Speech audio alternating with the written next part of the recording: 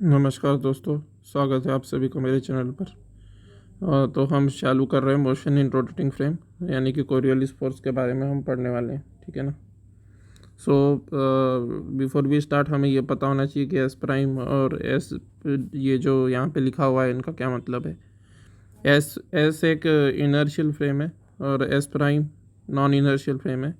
S prime जो है ये ओमेगा एंगुलर वेलोसिटी से रोटेट कर रही है। एस फ्रेम जो है ये स्टेशनरी है। ठीक है। ये जो पी है ये एक्स वाई जेड कोऑर्डिनेट्स दिखाता है। ठीक है। X Y and Z are mutually perpendicular axis. Z axis plane से बाहर आ रही है, ओ से बाहर निकलते हुए आपके डिवाइस की स्क्रीन से बाहर आ रही है जेड एक्सिस और जेड डैश एक्सिस। ठीक है। और एंगुलर वेलोसिटी ओमेगा से ये तीनों एक्सिस घूम रही है। और ये एस प्राइम का भाग है, X prime Y prime Z prime. X prime Y prime Z prime basically S prime का भाग है, यानी कि एस प्राइम जो कि नॉन इनर्शियल फ्रेम है, जो ओमेगा एंगुलर वेलोसिटी से घूम रही है, उसकी एक्सिस है X prime Y prime Z prime. और एक्स वाई जेड एक्सिस है हमारी इनर्शियल फ्रेम एस की एक्सिस। ठीक है। एक पोजीशन वेक्टर आर है जो कि पॉइंट पी को ओ से कनेक्ट करता है, जिसके कोऑर्डिनेट्स कार्टेशियन रूप में लिखे गए हैं। कार्टेशियन रूप में कोऑर्डिनेट्स इसके एस के रेस्पेक्ट में इसके कोऑर्डिनेट्स है एक्स वाई जेड, और एस प्राइम के रेस्पेक्ट में X prime Y prime Z prime है इसके कोऑर्डिनेट्स। अब गौर फरमाने वाली बात यह है कि एस के रेस्पेक्ट में यदि पी का हम लिखने की कोशिश करें तो पी से परपेंडिकुलर यदि एस की ओर ड्रॉ करते हैं तो कुछ इस तरीके से आएगी। और कार्टेशियन इसका ये एक्स के बराबर होगा। ठीक है। तो सॉरी, ये वाई के बराबर होगा, ये एक्स के बराबर होगा। ठीक है ना। ये एक्स के बराबर होगा और ये वाई के बराबर होगा। ठीक है। तो जो हमारे एक्स एंड वाई कोऑर्डिनेट्स है वो बेसिकली इस तरीके से आप निकालते थे, आपको छोटी क्लासेस का याद ही होगा। लेकिन ये एक्स वाई और जेड कोऑर्डिनेट जो हमने यहाँ पे निकाले, इनका पोजीशन वेक्टर आर है, और पोजीशन वेक्टर आर है तो हम यहाँ से पी से जेड पे भी एक परपेंडिकुलर ड्रॉ करेंगे, और पी से जेड पे जो परपेंडिकुलर होगी उसका भी कंपोनेंट ऐड होगा। So r vector will be basically जो इनर्शियल फ्रेम के रेस्पेक्ट में एस के रेस्पेक्ट में इस तरीके से होगा, x i cap plus y j cap plus z k cap. ठीक है। एंड जो एस प्राइम के रेस्पेक्ट में हो गए इसके कंपोनेंट्स, वो हो गए इस तरीके से, x prime i hat prime, Y prime j hat prime, Z prime k hat prime. ठीक है। अब यहाँ पे सवाल ये उठता है कि यह जो एक्स आई हैट प्राइम है, जे हैट प्राइम है और के हैट प्राइम है, इन्हें प्राइम का सिंबल क्यों लगाया है, आई जे और के ही क्यों नहीं लिखा? क्योंकि ये रोटेटिंग वेक्टर्स होंगे। एक्स प्राइम के डायरेक्शन में आई हैट प्राइम होगा, वाई प्राइम के डायरेक्शन में जे हैट प्राइम होगा, और जेड प्राइम के डायरेक्शन में के हैट प्राइम होगा। ठीक है। तो चूंकि ये तीन रोटेटिंग वेक्टर्स हो गए, as the S prime frame is rotating with angular velocity omega, so I hat prime, J hat prime and K hat prime are basically rotating vectors. So as they are rotating vectors, they must be written अलग से, उन्हें अलग से लिखना होगा, I J K के रूप में नहीं लिख सकते। So that's why the same position vector R with respect to S prime frame is written like this. And और एक यहाँ पे आपको गौर फरमाने वाली बात ये भी है यहाँ पे कि जो P के कोऑर्डिनेट्स S के रेस्पेक्ट में हो गए वो ऑलवेज एक्स वाई जेड हो गए, वो भी वेरी कर सकते हैं, लेकिन वो पॉइंट P जब तक के नहीं हटता। ठीक है ना। ये जो S के रेस्पेक्ट में जो कोऑर्डिनेट्स है, S के रेस्पेक्ट में जो एक्स वाई जेड कोऑर्डिनेट्स है, ठीक है ना। जेड को मैं यहाँ दिखा नहीं सकता क्योंकि 3 डायमेंशनल फिगर हो जाएगा, ठीक है। तो एक्स एंड वाई के रेस्पेक्ट में जो एक्स और वाई जो पी के कोऑर्डिनेट्स है उसका तो हमने ये पोजीशन वेक्टर लिखा, लेकिन ये जब तक के ये तब तक चेंज नहीं होंगे जब तक के पॉइंट पी चेंज नहीं होता, ठीक है ना। ये जब तब तक चेंज नहीं होंगे जब तक पॉइंट पी चेंज नहीं होता। लेकिन ये वाले जो है ये क्यों ये चेंज नहीं होंगे जब तक पॉइंट पी चेंज नहीं होगा, क्योंकि S is an inertial frame, it is हमने अज्यूम कर लिया है कि वो स्टेशनरी है, ठीक है ना। स्टेशनरी है हमने अज्यूम कर लिया है, तो स्वाभाविक सी बात है कि पी मूव करेगा तो ही चेंज करेंगे। और ये वाले जो एस प्राइम फ्रेम है इसके जो कोऑर्डिनेट्स है एक्स प्राइम वाई प्राइम और जे प्राइम ये चेंज करेंगे विथ रोटेशन। क्यों चेंज करेंगे? क्योंकि देखिए पहले ये कंपोनेंट रहेगा, पहले ये वाला कंपोनेंट रहेगा वाई प्राइम मान लीजिए, फिर जैसे ही ये एक्स प्राइम एक्सिस रोटेट करते करते यहाँ आएगी, यहाँ आ गई मान लीजिए ये एक्स प्राइम रोटेट करते करते, ये एक्स प्राइम रोटेट करते करते यहाँ आ गया, ठीक है ना। तो वाई प्राइम क्या हो जाएगा आपका, ये वाला डिस्टेंस होगा फिर, ठीक है, ये आ जाएगा वाई प्राइम के बराबर, ठीक है। So distance will keep on changing. जब ये एक्स प्राइम एक्सिस यहाँ चली जाएगी रोटेट करते करते तो ये हो जाएगा वाई प्राइम, ठीक है ना। सो दैट्स वाई द मतलब केवल एक ही चीज़ पे डिपेंड नहीं कर रहा है। एस प्राइम के रेस्पेक्ट में जो कोऑर्डिनेट्स है वो केवल एक ही चीज़ पे डिपेंड नहीं कर रहा है, वो दोनों पे डिपेंड कर रहा है। मतलब पी की पोजीशन पे भी डिपेंड कर रहा है और इसकी एंगुलर वेलोसिटी ओमेगा पे भी डिपेंड कर रहा है, right. So now going on to the mathematical part. समझने की बात इतनी थी, अब बाकी का जितना भी है वो मोस्टली मैथमेटिकल पार्ट है। चलिए नेक्स्ट स्लाइड पे चलते हैं। Differentiating one with respect to T बोला है। अब ये जो इक्वेशन वन है यहाँ पे जो मिला है हमें, इसे हम डिफ्रेंशिएट करेंगे विथ रिस्पेक्ट टू टी। अब इसे टी के रिस्पेक्ट में जब डिफ्रेंशिएट करेंगे तो क्या मिलेगा हमें, d are by D T equal to इन तीनों का differentiation. So it will be d by D t of x prime i hat prime plus d by D t of y prime j hat prime and d by D t of z prime k hat prime, ठीक है। ये इसके बराबर हो जाएगा। Now we will apply the u into v rule.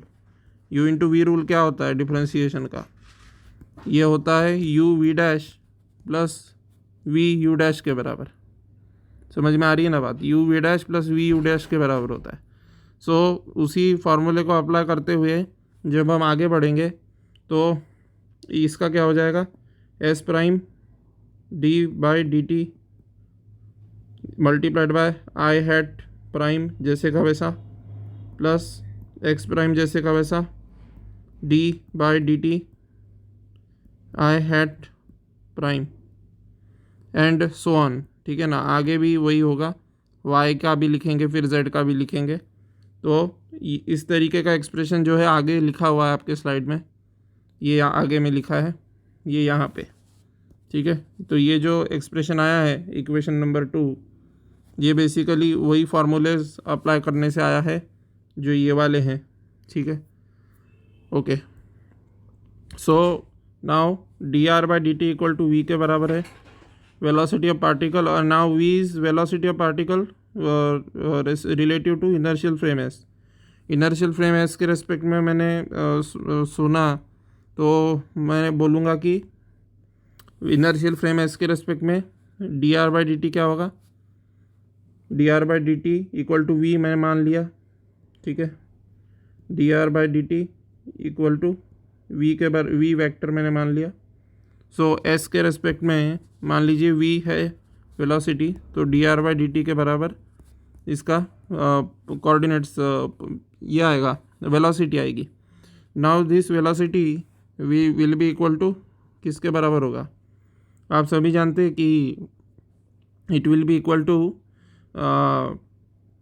यहाँ पे जो है ना ये जो यहाँ पे लिखा हुआ है, ये जो यहाँ पे लिखा है, इसकी जगह पे आपको सब्स्टिट्यूट करना है। ये इक्वेशन कैसे आया वो तो बता दिया मैंने, यू वी रूल लगाया, वो एस प्राइम के रेस्पेक्ट में जो भी एक्सप्रेशन था उस पर यू वी रूल लगाया, तो वो ये एक्सप्रेशन मिल गया मुझे, ठीक है, यू वी रूल लगाने से। फिर मैंने D are by D T को वी सब्स्टिट्यूट किया, जो कि वेलोसिटी है पार्टिकल का relative to inertial frame S, ठीक है ना।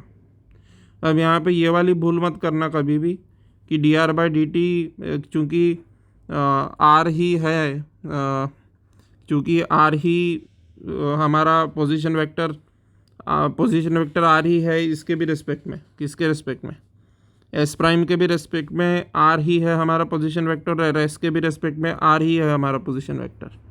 तो यहाँ पे ये वाली भूल मत कर देना कि D R by D T को आप एस प्राइम के रेस्पेक्ट में वेलोसिटी बता दे, ये वाली भूल मत करना, नहीं होगा, ऐसा नहीं होगा। क्यों नहीं होगा ऐसा? क्योंकि ये कुछ फ्रेम खुद भी ओमेगा एंगुलर वेलोसिटी से रोटेट कर रही है। सो अगर वो खुद भी एंगुलर वेलोसिटी ओमेगा से रोटेट कर रही है तो D R by D T will not be the velocity with respect to S prime frame, वो सिर्फ एस फ्रेम के रेस्पेक्ट में ही होगा, क्योंकि एस फ्रेम ऐसी फ्रेम है जो खुद स्टेशनरी है और पॉइंट पी मूव कर रहा है। लेकिन एस प्राइम फ्रेम ऐसी है कि वो खुद भी एंगुलर वेलोसिटी से रोटेट कर रही है और पी पॉइंट भी चल रहा है। सो डेफिनेटली इसका जब डिफ्रेंशिएशन करोगे तो वेलोसिटी वेक्टर नहीं मिलने वाला है, ठीक है ना, बट इसका जब करोगे तो मिलेगा, ठीक है। मतलब इसका डिफ्रेंशिएशन, मतलब आई मीन टू से कि इसका डिफ्रेंशिएशन करोगे तो यहाँ पे जो ये इतना लंबा चौड़ा एक्सप्रेशन आया ना, इसके बराबर आएगा। लेकिन अगर आप इस तरीके से समझने की कोशिश करेंगे, किस तरीके से, इस तरीके से, जैसे D are by D T किसके बराबर होगा, D X by D T I hat plus D Y by D T J hat plus D Z by D T K hat के बराबर होगा। लेकिन आप अगर इसको ऐसा इमेजिन करना शुरू करेंगे तो गलत हो जाएगा। आपने इसको ऐसा अगर इमेजिन कर लिया, वही मेरा कहने का मतलब था, ये इस तरीके से, ये अगर आपने अज्यूम कर लिया जो यहाँ लिखा हुआ है, plus D Z prime by D T K prime के हेड प्राइम, ये अगर आपने अज्यूम किया तो आप गलत राह पे हो फिर कम्प्लीटली, ठीक है। तो ये गलत है, क्यों गलत है ये? क्योंकि D R by D t का जो डिफ्रेंशिएशन है वो ये नहीं आता, ठीक है ना, इसके बराबर नहीं आता, इसके बराबर नहीं आता है, वो कुछ और आता है, ठीक है। समझ में आ रही बात? और वो क्या आता है वो यहाँ लिखा हुआ है नेक्स्ट पेज पे, क्लियरली देख सकते हो कि यहाँ पे ये लिखा है। समझ में आ गई बात? So d are by D T equal to velocity particle relative to inertial frame S, ठीक है। तो D R by D t का नाउ वी नो कि एस प्राइम के रेस्पेक्ट में नहीं होगा, D R by D t velocity S के रेस्पेक्ट में होगा। तो यहाँ पे मैं वी सब्सटीट्यूट कर दूंगा D are by D T के प्लेस पे, ठीक है। So now I will write this expression as v equal to all these things, v equal to all these things, and then यहाँ पे जो ये वाले टर्म्स है ये किसके बराबर है? ये v प्राइम के बराबर होगे, जो कि वेलोसिटी होगा पार्टिकल का s प्राइम फ्रेम में, ठीक है। सो all these three terms are equal to v prime. So I will then substitute v prime over here, okay. इसको हटाओ, यहाँ v प्राइम सब्सटीट्यूट करो इसकी जगह पे, ये तीनों की जगह पे, ठीक है। देन जो ये रिमेनिंग एक्सप्रेशन है इसको आगे हम टैकल करेंगे, ठीक है ना। So since unit vectors i hat prime, j hat prime, k hat prime are rotating with angular velocity omega से i hat prime, j hat prime और के हैड प्राइम हमारे रोटेट कर रहे हैं। सो ऑब्वियस सी बात है कि ये वाला एक्सप्रेशन उन पे लगेगा। क्यों लगेगा ये वाला एक्सप्रेशन वो भी देख लेते हैं। क्योंकि देखिए,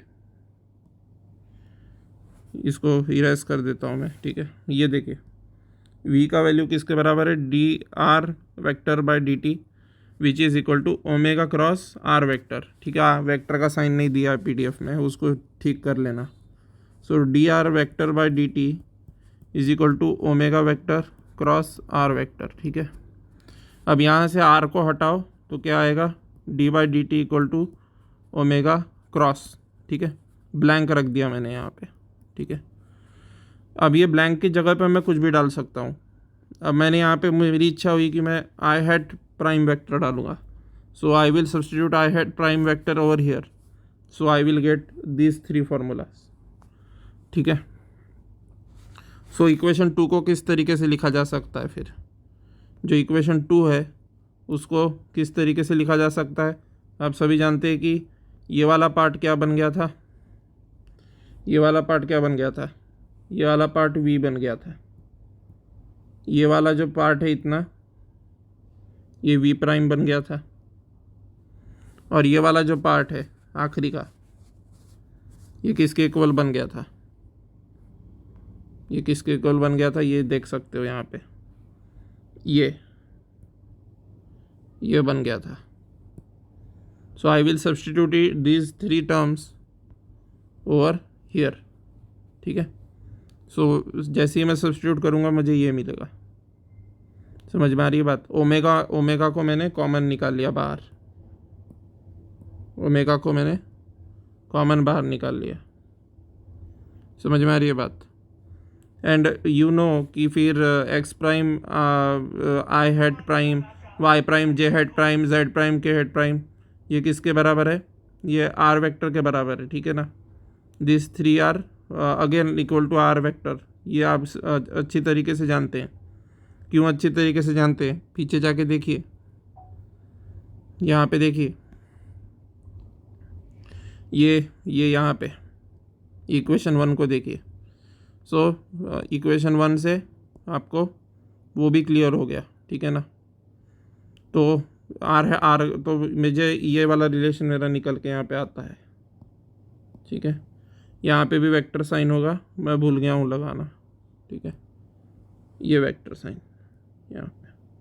ठीक है, so v vector equal to v prime vector plus omega cross r के बराबर। सो इक्वेशन ए को अब कैसे लिख सकते हैं, इक्वेशन ए को लिख सकते हैं D are by D T is equal to D prime are by D T plus omega cross R.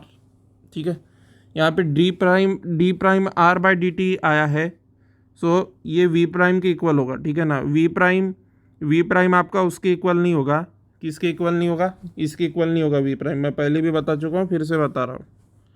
ठीक है, आपका वी प्राइम इसके इक्वल होगा, वी प्राइम इसके इक्वल होगा D X by D T I prime hat plus D Y by D T J prime hat plus D Z by D T K prime hat. ठीक है ना, जैसे कि यहाँ पीछे दिया हुआ है ये यहाँ पे। ठीक है, ये प्राइम भी लगा लेना और अलग से। ठीक है, ये प्राइम यहाँ पे भी प्राइम आएगा, क्योंकि आर का पोजीशन वेक्टर एस प्राइम के रेस्पेक्ट में आप जानते हैं कि x prime Y prime j prime, x prime Y prime और जेड प्राइम था। सो यहाँ पे भी प्राइम आएगा, तो ये इसके बराबर है।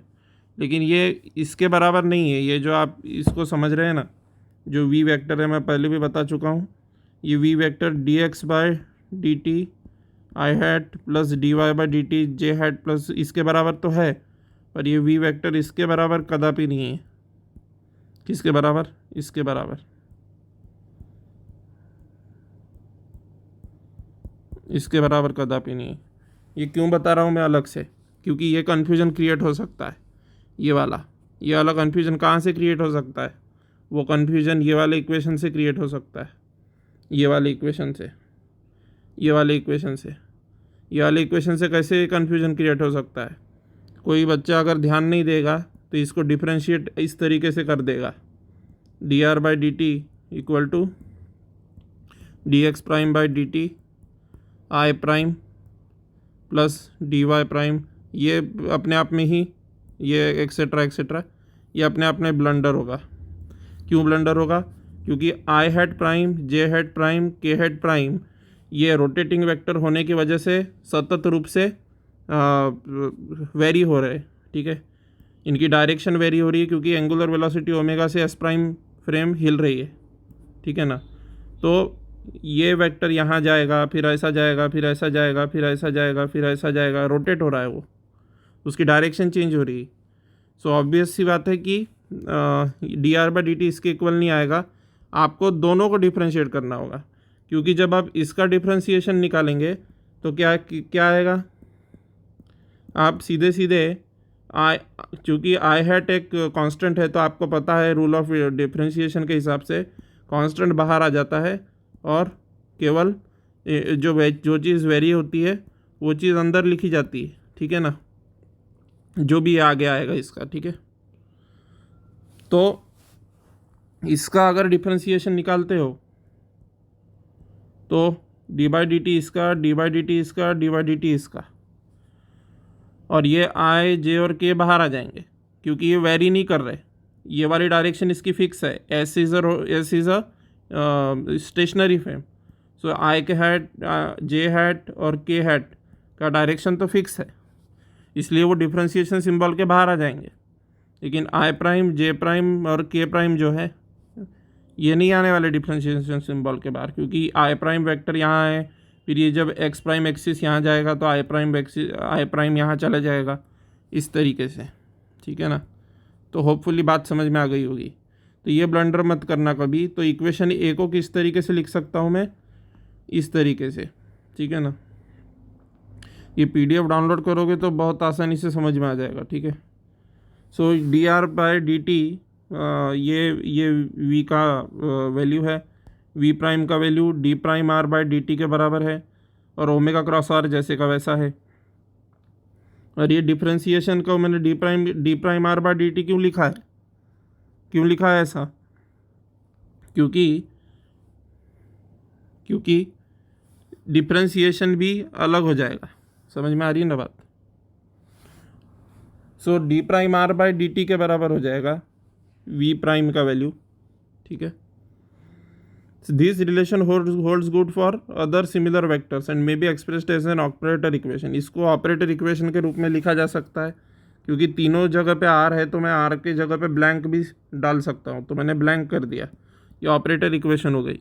अब यहाँ पे ऑपरेटर इक्वेशन में मैं वेलोसिटी वी सब्सटीट्यूट कर दूँगा, तो क्या मिलेगा मुझे, इस तरीके का एक्सप्रेशन आएगा। फिर वी के जगह पे मैं d are vector by D t, क्योंकि rate of change of position vector velocity होता है, शुरू से ही पढ़ रहे हैं, तो ये सब्सटीट्यूट कर देंगे। फिर ये D two are by D T two हो जाएगा, इस पे फिर से प्रोडक्ट रूल लगाएंगे आप, ठीक है। ये है, यहाँ पे डैश नहीं है, ठीक है ना। यहाँ ऐसा गलत फहमी हो रही होगी कि डैश है, लेकिन ये डैश नहीं है, ये वेक्टर का सिंबल है, ठीक है। फिर ये आप सभी जानते हैं कि D R by D T और इसके बीच में हमने रिलेशन निकाला है यहाँ से, इक्वेशन बी से। सो इक्वेशन बी से यहाँ फिर से सब्सटीट्यूट कर देंगे from equation B. So equation B से यहाँ सब्सटीट्यूट करेंगे d are by D T को d prime are by D T plus omega cross r के रूप में, ठीक है ना। टेलीग्राम से पीडीएफ डाउनलोड कर लेना, अच्छे से समझ जाएगा। PDF is self explanatory actually, okay. So again the product rule, फिर से प्रोडक्ट रूल लगाएंगे। तो प्रोडक्ट रूल लगाने पे यही सारे वैल्यूज़ मिलने वाले हैं जो यहाँ पे स्क्रीन पे दिख रहे हैं, ठीक है। प्रोडक्ट रूल लगाओ इस पे, ये आखिरी वाले एक्सप्रेशन पे लगाओ प्रोडक्ट रूल, तो ये मिलेगा जो यहाँ पे आया है, ठीक है। और फिर ये वाले टर्म्स एक साथ आ जाएंगे। चलिए मैं दिखाई देता हूँ एक बार लगा के आपको प्रोडक्ट रूल। देखो क्या आया है वहाँ पे, एक बार देखते हैं। यहाँ पे ये आया है ना, ये सिंबल को अंदर ले जाओ, तो D prime by D T D prime are by D T plus D prime by D T omega cross R, ऐसा आएगा ना। अब यहाँ पे आप डिफ्रेंशिएशन करेंगे इस क्रॉस प्रोडक्ट का जब डिफ्रेंशिएशन करेंगे तो प्रोडक्ट रूल लगेगा, ये वाले टर्म अंदर जाएगी, ओमेगा क्रॉस ये जो भी है, ठीक है ना। यहाँ पे एक चीज़ आपको ध्यान रखनी है कि ये क्रॉस प्रोडक्ट का, जैसे मैं इसका निकाल के दिखाता हूँ, इसका निकाल के आपको दिखाता हूँ differentiation, d prime by D T omega cross r का, d prime by D T omega cross r का। यहाँ पे जो बच्चे गलती करते हैं, ये देखिए क्या गलती करते हैं वो ये करते हैं कि आप सभी जानते हैं कि वेक्टर का क्रॉस प्रोडक्ट कम्यूटेटिव नहीं होता ना कम्यूटेटिव। तो D prime omega by D T cross R लिखेंगे, प्लस ये नहीं लिख सकते आप, क्या नहीं लिख सकते, ये नहीं लिख सकते,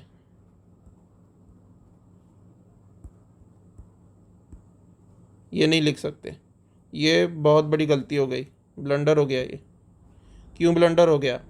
क्योंकि मैं डिफ्रेंशिएशन फर्स्ट करूँगा, सेकंड को एज इट इज़ रखूँगा, फिर डिफ्रेंशिएशन सेकंड करूँगा और फिर फर्स्ट को एज इट इज़ रखूँगा। तो मतलब मैंने पहले इसको पकड़ लिया, तो पहले इसका डिफ्रेंशिएशन किया, ये लिखा, इसको एज इट इज़ रखा तो ये लिखा, फिर मैंने इसको एज इट इज़ रखा। तो ये इसको जब एज इट इज़ रखेंगे तो इसका करेक्ट फॉर्म क्या आएगा, ये आएगा omega cross D R vector by D T, ठीक है ना कि ये गलत हो गया क्योंकि इसमें ऑर्डर चेंज कर दिया आपने। और वेक्टर का क्रॉस प्रोडक्ट, डॉट प्रोडक्ट तो कम्यूटेटिव होता है लेकिन क्रॉस प्रोडक्ट कम्यूटेटिव नहीं होता। तो ऑब्वियस सी बात है कि वो that will fetch you wrong expression, ठीक है। सो दैट्स वाई यहाँ पे ऑर्डर का खास ध्यान रखना है क्योंकि वेक्टर का क्रॉस प्रोडक्ट है, ठीक है। Okay, so this is the thing which we got. Then we will actually इनको साथ साथ में लाएंगे, इस टर्म को। तो ये 2 omega cross d prime are by D t आ जाएगा, ये जैसे का वैसा रहेगा और ये जैसे का वैसा रहेगा। एक्स को इक्वेशन नंबर 3 मान लीजिए। अभी d two are by D T two acceleration है with respect to S frame, d prime are by D T two, d dash two are by D T two, मतलब ये double differentiation है r का with respect to S prime frame, ठीक है। वो मान लीजिए ए प्राइम के बराबर है, ठीक है। So it will be acceleration with respect to S prime frame, ठीक है ना।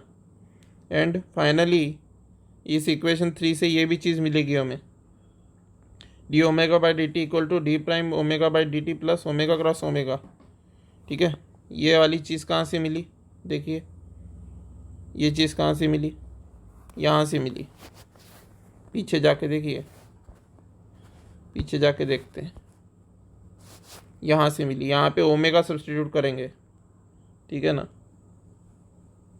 यहाँ पे ओमेगा सब्स्टिट्यूट करेंगे तो जो आगे जो चीज़ दी गई है वो मिलेगी, ये चीज़,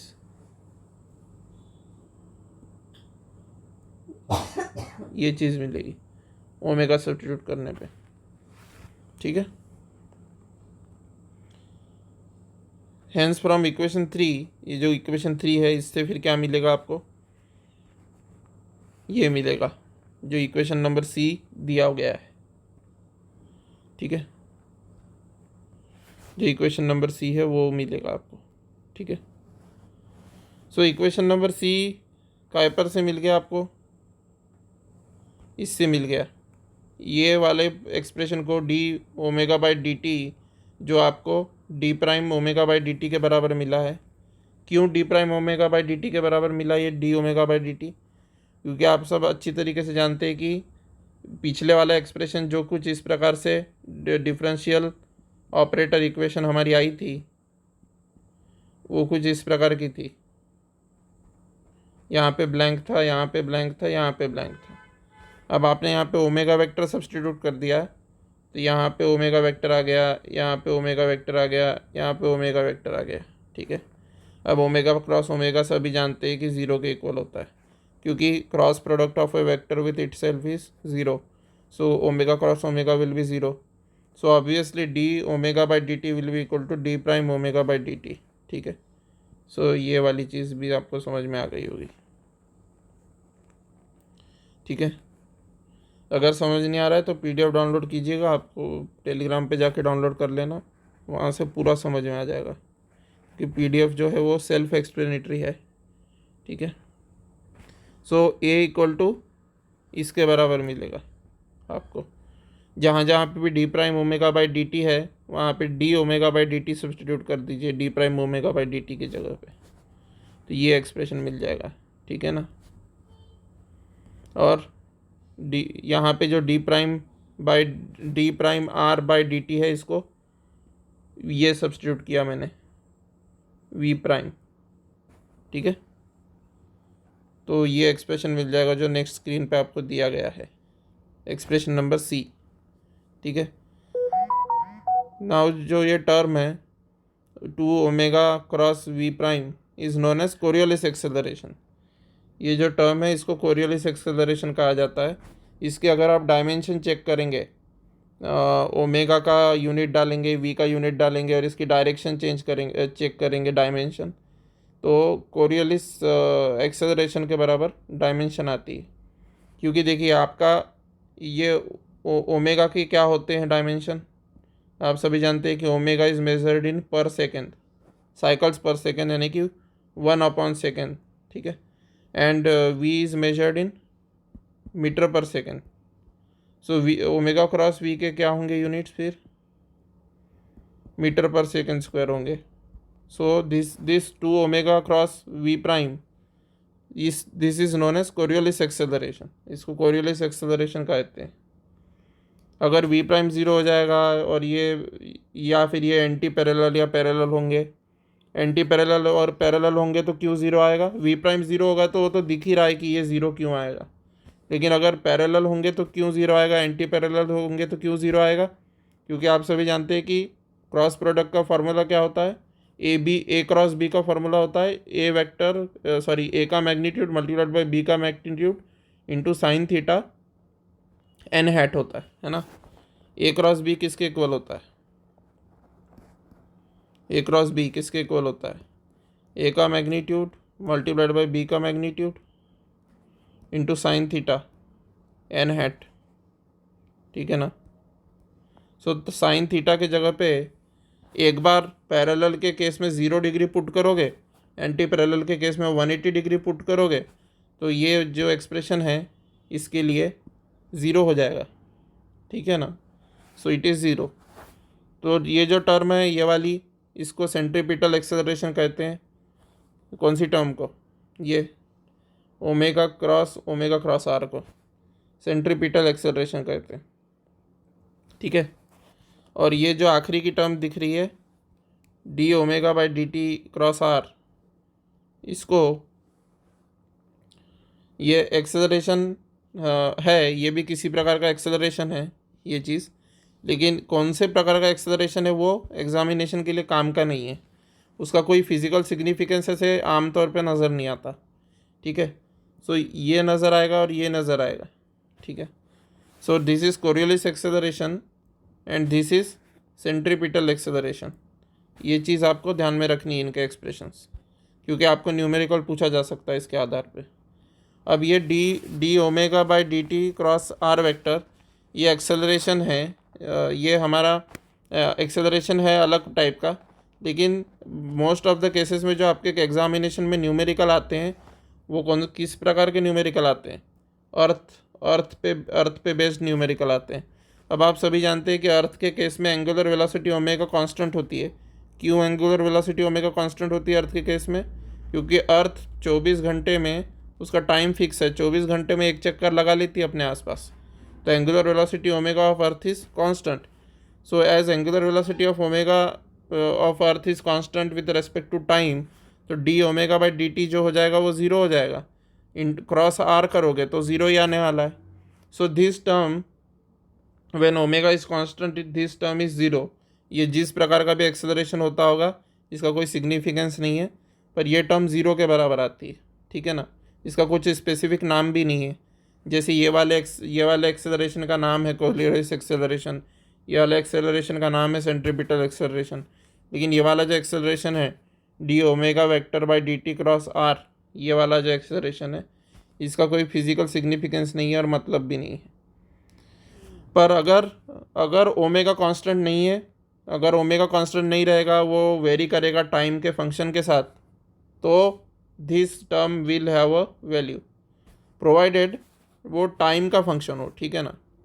D omega by D T cross R जो यहाँ पे टर्म आई है, ये अगर ओमेगा टाइम का फंक्शन निकलता है, so then it will have a value. अगर ये कांस्टेंट है ओमेगा तो it will be zero. And in most of the cases जो न्यूमेरिकल आता है आपको वो अर्थ पे बेस्ड आता है। अब अर्थ पे बेस्ड न्यूमेरिकल आता है इसलिए ओमेगा कांस्टेंट हो जाता है, ओमेगा वेक्टर आपका, यानी कि ओमेगा वेक्टर का मैग्नीट्यूड। और अगर ओमेगा वेक्टर का मैग्नीट्यूड कांस्टेंट हो जाता है, सो यानी कि डायरेक्शन कांस्टेंट हो जाती है ना, डायरेक्शन भी सेम होती है, मैग्नीट्यूड ही क्या बोल रहा हूँ, वेक्टर ही कांस्टेंट हो जाता है। क्योंकि ओमेगा वेक्टर का आप डायरेक्शन कैसे निकालते हैं, डायरेक्शन भी सेम ही कांस्टेंट ही होगा ना भाई, क्योंकि अर्थ इस डायरेक्शन में रोटेट कर रही है, तो आप right hand thumb rule use करके डायरेक्शन निकालते हैं ओमेगा वेक्टर की। So the direction as the direction of rotation is same always, so angular velocity omega का भी डायरेक्शन सेम आएगा हमेशा। So that's why omega vector is a constant, so d omega vector by D t zero हो जाता है। अब equation number C से equation of motion in rotating frame निकालेंगे हम, ये इक्वेशन नंबर सी की मदद से। ये जो बॉक्स में इक्वेशन सी है ये आपको रिमेंबर करना है, और इसके मदद से हम इक्वेशन ऑफ मोशन निकालेंगे रोटेटिंग फ्रेम में, ठीक है ना। रोटेटिंग फ्रेम यानी कौन सी फ्रेम, एस प्राइम फ्रेम। ये एस प्राइम फ्रेम जो है इसके रेस्पेक्ट में निकालना है हमें, एस प्राइम फ्रेम के रेस्पेक्ट में निकालना है, ठीक है, equation of motion.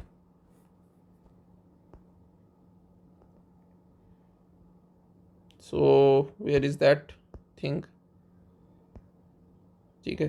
So equation of motion in rotating frame, equation number C से क्या मिलेगा, ये देखिए, मास से मल्टीप्लाई कर दीजिए, सारे एक्सेलरेशन के टर्म्स है, ये सारे के सारे एक्सेलरेशन के टर्म्स है, बोथ द साइड मास से मल्टीप्लाई कर दीजिए तो आपको इक्वेशन ऑफ मोशन मिल जाएगा। क्योंकि force equal to net external force equal to mass into acceleration, ये इक्वेशन ऑफ मोशन होता है आपका। सो ऑब्वियस सी बात है कि एम से बोथ द साइड मल्टीप्लाई करूँगा इक्वेशन सी को, तो मेरा इक्वेशन ऑफ मोशन आ जाएगा। So I will write the equation of motion then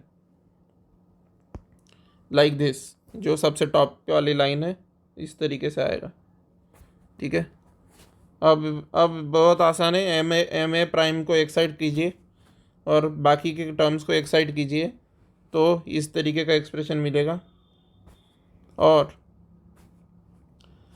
ये टर्म्स को एक साइड किया, मतलब कहने का मतलब ये टर्म्स को ये इसके साथ लेके आए, ठीक है।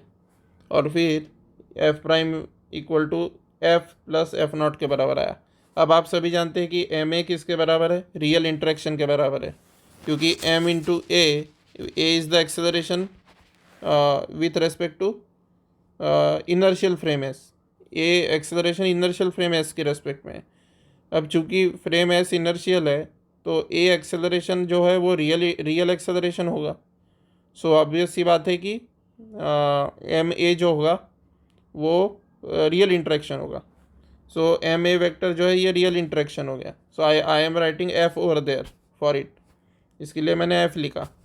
तो रियल इंटरेक्शन आप सभी जानते हैं, पिछले क्लासेस में फार्मूला डिराइव किया था कि resultant force seen in non inertial frame, F prime क्या है, F prime resultant force seen in non inertial frame S prime है। एफ प्राइम क्या है, रिजल्टेंट जो है एफ प्राइम किसके बराबर होता है, रिजल्टेंट फोर्स सीन जो ऑब्जर्व्ड इन एस प्राइम, ठीक है, ऑब्जर्व जो किया जाता है एस प्राइम से। एफ क्या हो जाएगा, रियल इंटरेक्शन है आपका क्योंकि एम ए के बराबर आया, ठीक है।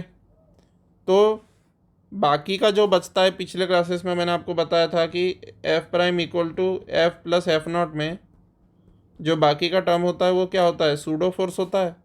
क्योंकि मैंने बताया था आपको कि रियल इंटरेक्शन का स्यूडो इंटरेक्शन के साथ वेक्टर सम कर दोगे, रियल इंटरेक्शन का स्यूडो इंटरेक्शन के साथ वेक्टर सम कर दोगे तो रिजल्टेंट जो ऑब्जर्व होगा नॉन इनर्शियल फ्रेम में वो मिलेगा, पिछले क्लासेस में बताया है।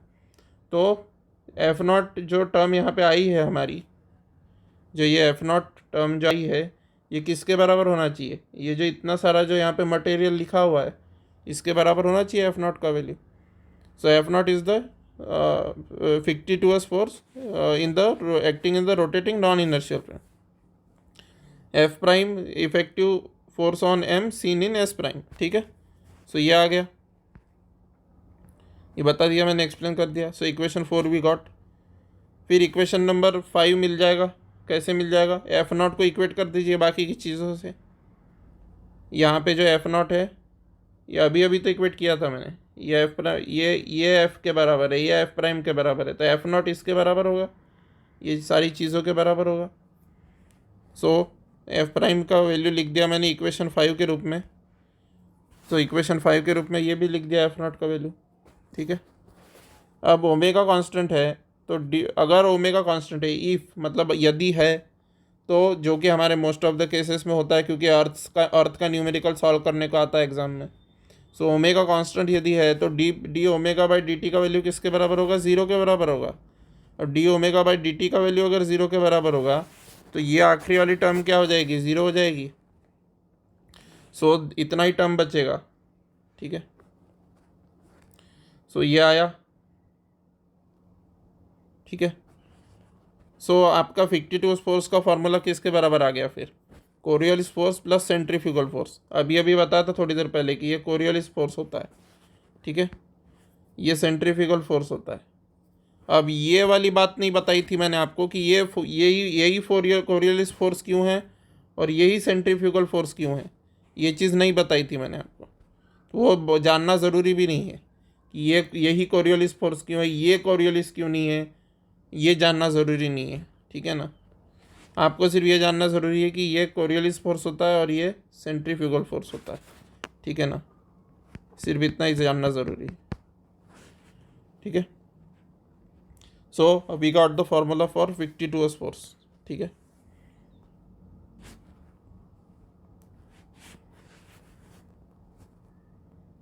ठीक है, सो फिर तो बाकी का मैथ्स ही है, आगे आगे तो कुछ भी नहीं है। ये कोरियोलिस फोर्स का आपको अगर मिनिमम और मैक्सिमम वैल्यू निकालना है तो ऑब्वियस सी बात है, कोरियोलिस फोर्स के ये इस फॉर्मूले में इसको एक्सपांड कर दोगे इस तरीके से। फिर साइन थीटा का जब मैक्सिमम वैल्यू होगा तो आपका वैल्यू मैक्सिमम आएगा। अब साइन थीटा का वैल्यू जो है ये जब परपेंडिकुलर होंगे, जब ये तो बहुत स्वाभाविक सी बात है ये जो लिखी है कि एफ सी वेक्टर परपेंडिकुलर है ओमेगा और वी प्राइम के। क्यों परपेंडिकुलर रहेगा, राइट हैंड स्क्रू रूल लगाइए, राइट हैंड स्क्रू रूल या फिर राइट हैंड थंब रूल लगाओगे तो ओमेगा और वी प्राइम का जो आप निकालोगे, जब उस डायरेक्शन में आपके फिंगर्स होंगे, ओमेगा और वी प्राइम के डायरेक्शन में आपके फिंगर्स होंगे, तो आपका अंगूठा जो है ओमेगा और वी प्राइम मान लीजिए ये फ्रेम में है, ठीक है ना, ये ओमेगा है और ये वी प्राइम है मान लीजिए। तो आपके फिंगर्स इस डायरेक्शन में मूव करेंगे, ओमेगा क्रॉस वी प्राइम निकालना है तो इस डायरेक्शन में अगर आपके फिंगर मूव करेंगे राइट हैंड के तो ऑब्वियस सी बात है कि डिवाइस की स्क्रीन के अंदर घुसता हुआ आपका थंब होगा, ठीक है ना। तो डिवाइस की स्क्रीन के अंदर घुसता हुआ यदि आपका थंब होगा तो that will be this F C, यानी कि Coriolis force will be actually perpendicular to both this vectors, ठीक है। सो वही चीज़ ये लिखी हुई है, ये जो लिखी है, ठीक है। सो वो कोई बड़ी बात नहीं है। फिर अगर एफ सी ज़ीरो हो जाता है तो ये एफ सी ज़ीरो कब होगा, एफ सी ज़ीरो तभी होगा जब वी प्राइम ज़ीरो होगा, ठीक है। ओमेगा तो ज़ीरो नहीं हो सकता, अभी अभी बताया हमने, ठीक है। ये जो एफ सी है ये ज़ीरो कब होगा, ये फार्मूले में ये ज़ीरो कब आएगा, या तो वी प्राइम ज़ीरो हो जाए या तो साइन थीटा ज़ीरो हो जाए, ठीक है ना। ओमेगा तो ज़ीरो हो नहीं सकता, नहीं तो हमारा प्रॉब्लम ही ख़त्म हो जाएगा। ओमेगा ज़ीरो नहीं हो सकता क्योंकि नहीं तो प्रॉब्लम ही ख़त्म हो जाएगा हमारा, क्योंकि प्रॉब्लम में ही रोटेटिंग फ्रेम ओमेगा से रोटेट कर रही है तभी ये डेरिवेशन किया है। अगर ओमेगा ही नहीं होगा तो फिर तो प्रॉब्लम ही नहीं बचा। तो फिर इसीलिए ओमेगा इक्वल टू ज़ीरो की कंडीशन नहीं ली यहाँ पे, V prime equal to zero की कंडीशन ली। और जिस जिस केस में साइन थीटा कौन से केस में ज़ीरो आता है, 180 डिग्री पर डायरेक्टेड वेक्टर हो, एंटी पैरेलल वाले 180 डिग्री एंगल्स, तो साइन 180 ज़ीरो हो जाता है। और ये पैरेलल हो तो साइन ज़ीरो हो जाता है। इसलिए एफ सी ज़ीरो है जब वी प्राइम ज़ीरो होगा, या ये पैरेलल होंगे या एंटी पैरेलल होंगे। इतना ही लॉजिक यहाँ पे लिखा हुआ है, ठीक है। और if omega is perpendicular to V prime, ठीक है, अगर यही दोनों परपेंडिकुलर हो जाते हैं तो ओमेगा और वी प्राइम ही, ये मान लीजिए ओमेगा और वी प्राइम ही अगर परपेंडिकुलर हो गए, ठीक है, सो इन दैट केस जो एफ सी का वैल्यू होगा वो मैक्सिमम आएगा, ठीक है ना। मैक्सिमम आएगा एफ सी का वैल्यू, क्योंकि साइन 90 जो है वो 1 के इक्वल हो जाएगा। इस फार्मूले का साइन 90 1 के इक्वल हो जाएगा। So F C will be maximum then, ठीक है ना। कोरियोलिस फोर्स मैक्सिमम होगा जब एंगुलर वेलोसिटी और नॉन इनर्शियल फ्रेम के रेस्पेक्ट में वेलोसिटी परपेंडिकुलर होंगे। So Coriolis force will be then maximum, ठीक है ना। अब ये सेंट्रीफ्यूगल फोर्स जो है इसका भी देख लीजिए आप, इसका भी कर लेते हैं हम लेखा जोखा। A pseudo force which acts when the particle is stationary in rotating frame, ठीक है ना। सेंट्रीफ्यूगल फोर्स जो है ये ऐसा होता है कि देखिए यहाँ पे आपका ये क्या निकल के आया, सेंट्रीफ्यूगल फोर्स ये निकल के आया ना, ये निकल के आया था, ठीक है ना। तो अब आपका यहाँ पे देखोगे तो पीछे में सेंट्रीपिटल फोर्स भी दिया हुआ है कहीं, ठीक है। ये सेंट्रीपिटल एक्सेलरेशन दिया है, दिस इज सेंट्रीपिटल एक्सेलरेशन। तो सेंट्रीफ्यूगल एक्सेलरेशन क्या होता है, आप सभी जानते हैं कि जब भी रोटेटिंग बॉडी होती है तो सेंट्रीपिटल एक्सेलरेशन ऐसा एक्चुअल आप ग्राउंड के रेस्पेक्ट में देखेंगे, यानी कि ग्राउंड नहीं बोलना चाहिए एक्चुअली, इनर्शियल फ्रेम के रेस्पेक्ट में यदि देखते हैं किसी रोटेटिंग ऑब्जेक्ट को, तो इनर्शियल फ्रेम के रेस्पेक्ट में अगर आप रोटेटिंग ऑब्जेक्ट को देखते हैं तो उसका एक्सेलरेशन सेंटर की ओर डायरेक्टेड होता है in case of circular motion, right. लेकिन अगर आप इसकी बात करेंगे नॉन इनर्शियल फ्रेम, यानी मान लीजिए कि मैं इसी पे बैठा हुआ हूँ, ये जो रोटेट कर रहा है सर्कुलर मोशन में, मैं इसी चीज़ पे बैठा हुआ हूँ, तो मुझे क्या महसूस होगा, मुझे सेंट्रीफ्यूगल फोर्स महसूस होगा इंस्टेड ऑफ सेंट्रीपिटल फोर्स। मुझे सेंट्रीफ्यूगल फोर्स यानी मुझे ऐसा प्रतीत होगा कि मैं बाहर की ओर धक्का मुझ पे लग रहा है, ठीक है। So it is a pseudo force. Centrifugal force क्या है, सूडो फोर्स है, क्योंकि मैं नॉन इनर्शियल फ्रेम में घूम रहा हूँ, मैं नॉन इनर्शियल फ्रेम में हूँ क्योंकि मैं खुद रोटेट हो रहा हूँ, ठीक है ना। तो मुझे नॉन इनर्शियल फ्रेम में होने की वजह से फिक्टिटुअस फोर्स दिखेगा, and that fictitious force is called as centrifugal force, and this centrifugal force is directed opposite to centripetal force, ठीक है। सेंट्रीपिटल फोर्स के अपोजिट होती है इस सेंट्रीफ्यूगल फोर्स की डायरेक्शन, ठीक है ना।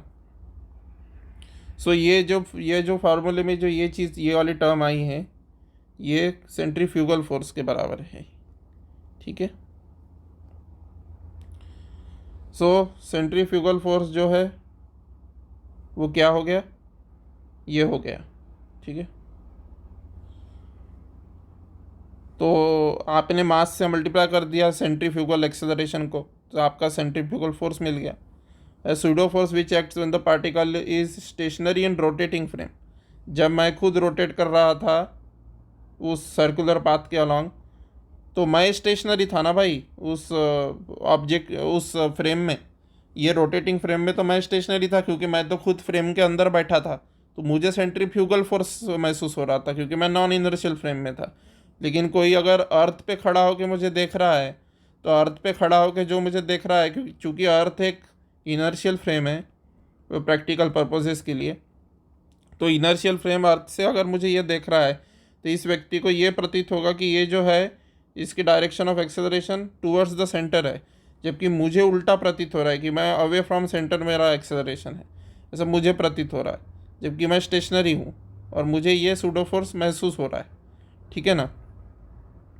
सो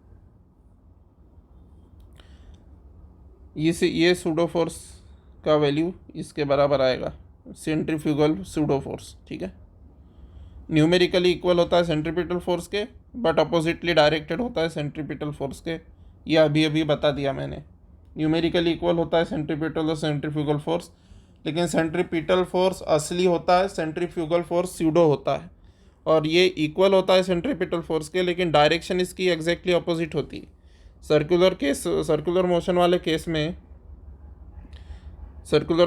केस में ग्राउंड वाले व्यक्ति को लग रहा है कि इसका एक्सेलरेशन टुवर्ड्स द सेंटर है, पर यहाँ जो बैठा हुआ व्यक्ति है इसको ये लगेगा कि इस साइड है, और ये उसको स्यूडो फोर्स महसूस होगा away from the centre of the rotating frame. ठीक है, नहीं, रोटेटिंग पाथ के सेंटर के अपोजिट। ठीक है। So this is all about derivation and all these things, and these results you have to practice and learn by heart. Okay.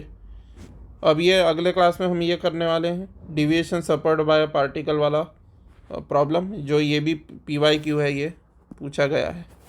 ठीक है। So I will end the class here, see you later. Telegram join कर लीजिएगा। Thank you very much.